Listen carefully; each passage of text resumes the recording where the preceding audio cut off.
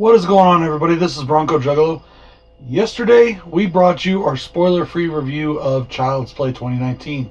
And tonight, I'm bringing you a spoiler-filled review for Child's Play 2019. I can't explain my true thoughts on this film without spoilers. I'm sorry, but I can't. Now, we all know the basic story of Child's Play. Our little boy Andy, even though he's like 13 in this movie, gets a Chucky doll for his birthday. In the original, it was just a doll that ran on batteries. In this one, it is a fully functioning AI. Like, completely independent, can do anything you want it to. It learns, it adapts, it evolves. This was directed by Lars Klevberg and stars Gabriel Bateman as Andy. It also stars the voice of Mark Hamill as the voice of Chucky. Kazlan is a company, honestly, quite a bit like Apple. All the way over in Vietnam, a disgruntled programmer decides to remove all the safety features for one of the buddy dolls that Kazlan has produced. He makes it to where he turns off all the features, including the anti-violence feature. After that happens, the doll is put into a box, wrapped up in plastic wrap, and put onto a pallet with a bunch of others to be shipped to the United States. All of a sudden, that disgruntled worker falls from the sky and smashes into a car. He is killed. We cut back to that pallet. It shows the box has been ripped open, giving the impression that he was killed by this buddy doll. Big plot hole right there, guys. The buddy dolls, even with all that stuff turned off, were not able to boot or do anything until they were booted up from your app on your phone. This one was never done that to. It was never booted. So it obviously couldn't have been evil already. But yet they want you to believe that it killed this guy. And they do that by showing the ripped box, and then when the doors close, it shows the glowing eyes being red. Okay. Plot hole number 2. This line of dolls has been out for over a year. And Andy's mother works at a department store where a woman brings this doll back to the store after having it all this time, thinking, well, the new model's about to come out. I'm going to return this defective one. Because they said it was defective, right? Now, the reason that Chucky decides to start killing in this particular movie is because it bonds itself to Andy and it doesn't want anything to come between him and Andy. And it takes out anything he perceives as a threat to Andy or to their friendship. My question is this. If it bonds to the person it's supposed to bond with, why did it not bond to anybody in that original family? And why did all this stuff not happen to those people? It was fine. They said its eyes glow red and it fucked up some words and it messed up a few times and acted funny, so they took it back. I'm sorry, but those are kind of big issues for me. Then when she gives it to her son, knowing full well that it's defective, she tells him it's refurbished, but that's not true. She never took it to get refurbished. She just took it right from the back of the store where they were about to take it back to the factory and took it home to her kid and gave it to him. First off, what the hell kind of mom is that? I do want to talk about some things that I liked, and I want to talk about some things that I disliked. Now, I'm going to run through this in order of the film. We're going to take this an act at a time, guys, okay? The first act of the film. We see what happens to the doll, we see how it gets made, we see how it gets corrupted, and we see it go off to Andy. Once Andy gets the doll, he starts teaching it things, and it starts learning from everything around it. I didn't mind it learning things from Andy. I did not like that the reason it learned that it could be violent was by watching Texas Chainsaw Massacre 2. Now, my thoughts on Texas Chainsaw Massacre 2 aside, one, I think that's a terrible movie to learn violence from, as it's really not that violent of a film. Oh, just kidding. But I really didn't like the implication of what it was saying. And this was inside of a horror film. It was basically saying what all these parents and people that are wrong have said over years. That TV influences our children to do bad things. Sorry, but that's a cop-out. And I didn't like that they added that into the movie. They were basically saying that that's how Chucky learned, was because he watched it on television. I did like the characters, and I liked the acting. One of the characters that I actually really enjoy is Detective Mike. A lot of people did not like him, I've noticed from their reviews. A lot of people didn't like his humor. I did. I liked his humor. I liked him. I already went over the plot hole of Chucky killing before he actually becomes Chucky. I did not like how I didn't like how they set that up. I did not like that the programmer did all these things, but yet the people in the movie didn't think enough to add some personality to the doll. You think in that time where he was,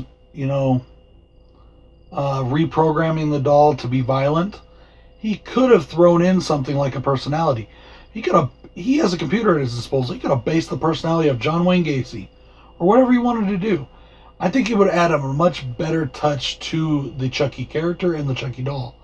Now, with that being said, I hated the look of this doll. I was not exaggerating. It looks like a little person, old man with red hair that literally either wants to eat you or rape your children. That's what this doll looks like. And in fact, I didn't realize it till I watched Corey's video today on Dolly Dearest. It looks like a male version of the Dolly Dearest doll. I'm not even kidding. It looks nothing like Chucky. Now, I did go into this movie completely separating the two. The entire time, I did not even think about the movie, except for in my positives. I didn't think about the original film, except in my positives. I'm going to get to that here in a few minutes. I just hated the look. It looked old. It did not look like a doll a kid would want. It didn't look good. It looked creepy as hell, which maybe that's what they were going for, but at the beginning of the film, you don't want a creepy looking doll. You want a cute looking doll because you want it to bond with a child. Mark Hamill's voice acting, I did not like it, guys. I'm sorry, I did not. I love Mark Hamill. He is Luke Skywalker. He is the Joker. I love Mark Hamill. He is so many things to me. He is one of my most important influences. He's one of my favorite actors of all time. And he bombed it. He bombed this role. He really did. It really felt like he was phoning it in. He did nothing special. He did nothing different. It was just his voice. That's it. You ever heard the voice of Megatron? When he talks, he doesn't actually sound like Megatron. He has a different voice, okay? Frank Welker, when he does all his voices, he doesn't sound like his characters. He sounds like Frank Welker. Let me think. Mark Hamill, he doesn't sound like the Joker when he talks. Okay, Brad Dourif does not sound like Chucky when he's in a conversation or an interview. This Chucky sounded just like Mark Hamill, as if he was talking on the phone with anybody. It did not sound like he did anything for this role, and I didn't like it. The annoying as fuck jingle little friendship song, I hated it. Absolutely hated it, and there's another big reason why I didn't like that song later on. In this movie, there is a janitor, and we get a lot of story about this janitor that we didn't need. We didn't need the story that he was spying on all the women in the building via cameras. We don't need that he's an asshole and a jerk. All we need is to know is that he's going to be killed, and he is the one that brings Chucky back to life. I'll get to that here in a second. Okay, one of my issues with this film is that Chucky is Iron Man. He has an actual little Iron Man thing right in the center of his chest. Looks just like the Iron Man movie. That's his power source, and if you pull it out, it's blue, and it goes dark, and he's offline. Anyways, I'm getting ahead of myself. I didn't like that Chucky was learning things, like I said, from Texas Chainsaw Massacre. I didn't like that he was learning things from the bullies outside. One of the bullies outside is telling him to do something, and he actually uses the line later on during the kill, and it was terrible. It's so badly written. Who brought that in? Who thought of that? It was just totally dumb. And the line is something like, "This one's for Tupac," and it was just so stupid. They're trying to get Chucky to stab this stuffed animal with the pencil over and over again and say, "This one's for Tupac." And then he uses that in a kill later, which I'll get into later. There's a lot of telegraphing and foreshadowing in this movie that's very blatant, especially with what they show in the trailers. Now, in the trailer, we all saw the mom hanging from the beam, what was actually a forklift. They telegraph that in the movie. When she gets him Chucky, he takes the ribbon off and hands it to his mom, and she wraps it around her throat and is going like this with it. You know, they telegraph that in the movie. Chucky sees that. They telegraph it. Okay, I don't like it when movies do that. It gives things away, especially when they showed that stuff in the promotional footage, and you knew right away what it was leading to. Okay, so let's see. Didn't like the doll. Didn't like the way it learned. That's the first act. Liked the acting. Throughout the movie, I liked the acting. Liked the cop. Liked Mike. Liked his mother. She was funny. Didn't really... Oh, here we go. I didn't like Andy's friends. I thought that it was an entirely dumb side story they didn't need in the movie. They could have left them out of it and it would have been fine.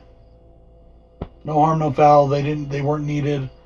I don't know why that people are trying to do this whole Stranger Things bit with kids these days. It did not need to be done there. Getting into the second act. Now here is where I started liking this film. I was not impressed with the first act. There was a few things here and there that I was like, okay, but I was not impressed. But then the second act starts, and the second act starts with the first kill. And I was so enjoying this second act. The kills in this second act were so good, and they were so Chucky. Now, as I said, I did go into this movie, regardless of what you want to believe, I went into this movie completely separating it from the original. Because I've already been known forever that it's not going to be like the original. They've made that pretty clear. I was able to separate. While the kills were going on, I caught myself thinking, that is a Chucky kill. That is child's play. And I was extremely happy at that moment. That whole second act, I was having fun. The first kill, okay, the boyfriend of Andy's mom, turns out he's married and's got a whole family and everything, and she didn't know. She's totally oblivious. He's been cheating. He thinks he's a big badass. You know, he thinks he's fucking, I don't know what the fuck, you know, a player or whatever. He's a fucking idiot. He's at home, you know, and that's what it is. I think he goes and gets this woman that he thinks he can dominate because he gets his ass dominated at home by his wife. He's at home at night taking down Christmas lights, okay? Chucky followed him by hitching a ride on his truck all the way to his house to take this guy out. He knocks him off the ladder. It breaks his leg. By the way, the gore in this movie was phenomenal. I will say that. Love the gore in this film. The bone is sticking up out of his leg. It looks great. He's crawling along the ground trying to get, you know, to his phone to yell for his wife, whatever, his kids. And the kids are wearing earphones. They can't hear him. Chucky turns on, I don't know what it was, like a wood chipper or a weed eater, or maybe, I think it might have been a snowblower, actually. And the Christmas lights get caught in it, and he starts going in. Now, honestly, Christmas lights would have broken in the machine. But suspending disbelief, it's a horror movie, you gotta do that. He gets sucked into it, the thing chops his head into pieces, fucks him all up, and then Chucky comes in and starts stabbing the motherfucker like crazy. Alright? And leaves him laying there in the watermelon patch that this guy has growing. Takes his face, skins his face off, just like in TCM2. Honestly, I didn't like that, but the reason why is because it's just copying another movie. I don't think they needed to do that, but it was still a really cool effect, and it looked really good. Put the face on a melon and delivered it to Andy as a present. When the cops are investigating, Detective Mike is there investigating. He's a homicide cop. And he makes the joke, and I talked about this last night in my review, but I love the joke. White man killed in a watermelon patch. That's just ironic. And I fucking loved it. It was so funny to me. I thought it was great. Yeah, they didn't try to be the original Child's Play, and I'll give them some props for that. We'll get into why it doesn't work here in a little bit. Okay, the second kill is the kill with the janitor. Now, I love the way the kill was done. It's drawn out. It's awesome. I'm not going to totally give every little kill away, even though this is a spoiler review. But it's a great kill. It's bloody. It's gory as hell. We got limbs falling off and body parts everywhere. I love the kill, but I don't think we needed his whole backstory that we got in the first act leading into the kill in the second act. He could have just killed him after he, rebooted him, because the guy got him, fixed him, put him back together, and Chucky could have just killed him right then and there. That's all it would have taken. We didn't need all that other... We already have a bad guy in this movie. We don't need another. And to me, it makes it think like they want you to feel sorry for Chucky. And you shouldn't feel sorry for Chucky. I'm sorry, but you shouldn't. I don't feel sorry for Freddy Krueger. I don't feel sorry for Jason. I don't feel sorry for Michael. These guys are psychos for a reason. And you want to... Even though we as horror fans love our killers, you don't want to sympathize with them. You really don't. At least I don't. I want them to be nasty, bad pieces of shit. Him killing the janitor the way he did, and all that backstory we got about the janitor, kind of made it like he was an avenging angel or something. And that's not what the case was. The third kill I really enjoyed. He took over a car that this woman was in, the cop's mother, and he wrecks it, he fucks it all up. And then, I don't know how he got in the car, because the doors never opened. He was outside the car to begin with, and he was talking through the car, through the uplink that he has. And he was outside the car directing it. So, once again, another plot hole. How did he get in the car? But I can look past that as well, because I was enjoying it. He stabs her a bunch of times. Mike finds her with a knife in his chest. Finds the head that Andy had. Knew that it came from Andy because Andy, to hide it, wrapped it in wrapping paper that the box was in and threw it down the garbage chute. Or tried to throw it down the garbage chute, and ended up having to give it to the guy's mother as a fake present as a cover story, and then he grabbed it out of her apartment and threw it down the garbage chute. So the cop had already seen it. He recognized it. So he thought Andy killed his mom. So he's to arrest Andy. That's basically where the third act ends. Andy is in the store with his mother because she's not letting him out of sight because she thinks he's going nuts. She thinks he's crazy. All these people are dying and she thinks he's nuts. He's going nuts, smashing things because Chucky is talking through all the different devices. The third act starts, and here is where my enjoyment went right out the window. The third act starts with the release of the Generation 2 version of the Buddy dolls. The Generation 2 version of the Buddy dolls is new and improved, and guess who just happens to be there while Andy's mom is working, getting ready for this big release. Hundreds of people are in the stores crowding around, waiting to get their hands on Generation 2 Buddy. And there's all kinds of them. There's a blonde one, there's a black one, there's a redheaded one, there's a bear one. There's all these things, okay, that the Generation 2 Buddy doll is. Chucky takes control of them all, takes control of every Kaplan device practically in the store, takes control of the drones. He outfits the drones with blades, like knife blades. And he takes control of everything, and he just starts mass killing people. I didn't like that. Right then and there, my enjoyment went right out the window. Regardless of what you say, whether it's the original franchise or this franchise, Chucky is a personal killer. Chucky is a hands-on killer. For him to do it that way bugged the hell out of me. It lost me right then and there. And I'm not just saying it because of the original franchise. In this movie, they made that point pretty well throughout the film, and they established it. I get that they were just trying to show off the technology and make it modern. I didn't like it. Sometimes modern is not always good. And unfortunately, it went downhill from there. There was still some decent blood, some decent gore, but it went downhill from there.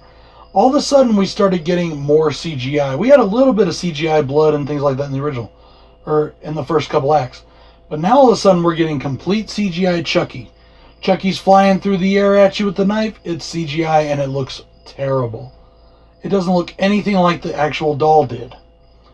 The animatronics are even more pronounced, and I didn't like it. Now, I get that it can work because of what they're trying to do with the doll and it being an AI and an animatronic doll, but it looked very stiff, very just, I did not like it, man. Chucky's about to stab Andy, I think it's Andy, and he says this one's for Tupac. I thought it was dumb. I hated it. All of the good points of the movie kind of went out the window at this point. As I said, it looked bad. It was badly written. The dialogue was terrible. It all wrapped up very easily. The Officer Mike, Detective Mike, whatever, who we think is dead, Chucky's flying through the air and bam, he gets blown out of the air by Officer Mike, who is, guess what, not dead. And he says the classic line, "This is the end," except he doesn't put the friend on it. Okay, that's the very end of the story. When Chucky is on top of Andy getting ready to stab him, do you know Andy gets over on Chucky and gets him off? He starts singing the friend song, or the buddy song, whatever it's called. You are my buddy until the end. You are my buddy. You're my best friend. You'll never know how... I don't remember the rest. I'm just saying. He was singing this song and it touched Chucky's little heart. And I hated that. Make him a killer AI, fine. Make him a fucking killer AI. You know, make him evil as fuck. Don't fucking pull that shit. I hated that. God, it pissed me off when I watched it. And you know what's funny? When he took over all the things and all the, devices, in my brain I went, bam. I literally said this in my head. You just lost me. Now I know I'm kind of all over the place here and I've been trying to do this in order. But that's how my thoughts go when I review these movies right after seeing them for the first time. The same thing, if you remember, I did the same thing in my Halloween 2018. I wrote down the points I wanted to talk about during this because I didn't want to forget. And I actually already forgot one. But overall, this is not the worst film I have ever seen. Overall, this is not my most hated film ever. But it is pretty high up on the list of remakes. It's definitely the number one on the remakes we didn't need list. It's pretty high up on the it's not very good remakes. It's also pretty high up on the it had a ton of potential and it blew it list. This movie could have been good. All the hate aside, all the shit I have against the production company, against MGM, against the motives for making this movie, and I still have them. I will never not have them. Even if I love the movie, I would still have those thoughts. Sorry, I mean what I say when I say it.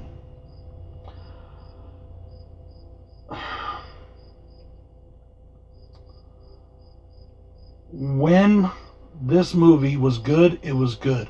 When it was bad, it was bad. It had one good act out of 3. That makes it a bad movie in my opinion.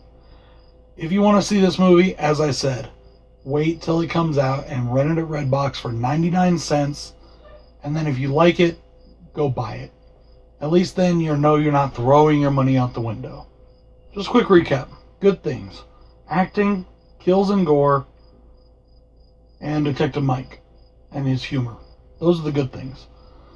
Bad things. Storyline, plot holes, programming, bad CGI, bad dialogue, lackluster performance from Mark Hamill, and that kills me to say, and a completely atrocious looking doll.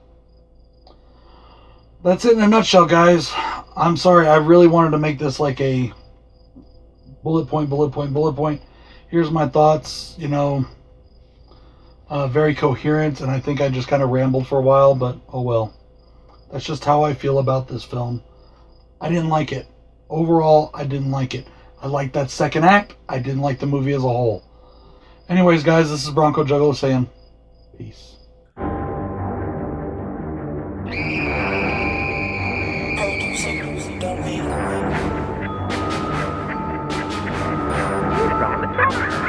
Cause I'm a motherfucking psycho.